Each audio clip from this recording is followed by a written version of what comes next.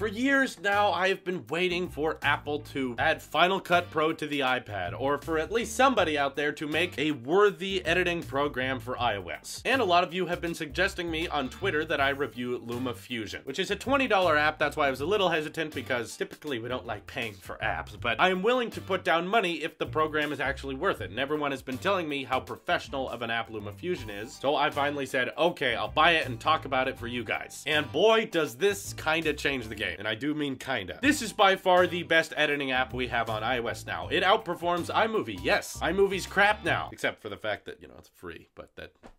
whatever. Luma Fusion I love because they actually keep in mind that editing on an iPad or editing on an iPhone is more than just putting text and music to video. That's not what editing is. That's like real basic animation. Luma Fusion actually gives you layers. That's one of the beautiful things about this program is you can have more than one layer of video, more than one layer of audio, and it gives you lots of options within all of these layers. So each layer can have its own decibel rating, so you can set the audio at the right exact volume. You can have smooth animations on your cutaway shots, which for some reason you cannot Kensburns on iMovie. I don't understand why that's so complicated, Apple, but you can. Where this gives you plenty of options is in panning left to right, zooming in and out, and if you want to specify where it zooms into, it gives you that option as well. This app lets you edit 4K video, and you can view it at 1080p resolution while you're previewing your files. They look great. You can import them from nearly anywhere. You can use, of course, your Photos app, your camera roll, as well as cloud services. Import things directly from Google Drive, but bizarrely not iCloud Drive. I was a little confused by that. It's like you're built for iOS, but you're not letting me access iCloud Drive. But you can access Google Drive, OneDrive, Dropbox, and Box. And I just love that the number of options in this program keeps surprising me. It feels like an actual desktop editor on my iPad, which I was very excited to run on, given I have the A10X chip. The most powerful iPad we've ever had now is finally getting taken advantage of, and they actually finally did something I've been wanting on iOS for the longest time. You can now set the bit rate while you're exporting. So you can have things low, or you can turn it up to extreme. That way you don't lose any data during the export. Yes, it'll take up more room, but hey, I have 500 gigabytes now on the iPad. I can make some video files that are larger. In fact, if you hadn't noticed by these cutaway shots, yesterday's video was edited on Luma Fusion, which, of course, if there were a couple mistakes in there, I apologize. It's because I wasn't using my home regular editor. I wasn't used to it. I was still learning. I got it down to a formula now, but hopefully there aren't as many mistakes in this video. There aren't as many mistakes in this video. There aren't. I'm just kidding. I put that in on purpose. I think. Yeah. No, that was intentional. But of course, maybe some of you are now wondering, why am I not editing today's video in Luma Fusion? That's where sadly the bad news comes in. Luma Fusion was great. I was adding layers. I was synchronizing my external audio because I record that separately. I synced it with my video, and I was making all these jump cuts, as you guys can see. I was even downloading things from Safari in a slide over app. So I really felt like I was multitasking and truly using iOS 11 for its full potential, because I could download pictures, search for them, swipe Safari out of the way, drag them into my program, which again, hopefully this app can get iOS 11 support, so that when you're using Safari in slide over, you can literally just drag images out of it and add them to your timeline. I tried to do that and I couldn't, and I thought it would be neat if I could. I was editing, I was cutting, I was adding my music, but as I was making more and more cuts, and usually the uncut versions of these videos I record are around 13 minutes, as I started adding more and more things, it started to get a little bit slow. This is when it started being a bit more disappointing, because it's got all these options, it's got all this great interface that actually lets you edit like a true desktop editor, but it couldn't keep up. It was kind of slowing down. Things were not deleting very fast. When I need to delete all of the extra space between my clips, it was taking 1 to 2 seconds every single time. Like tap, delete,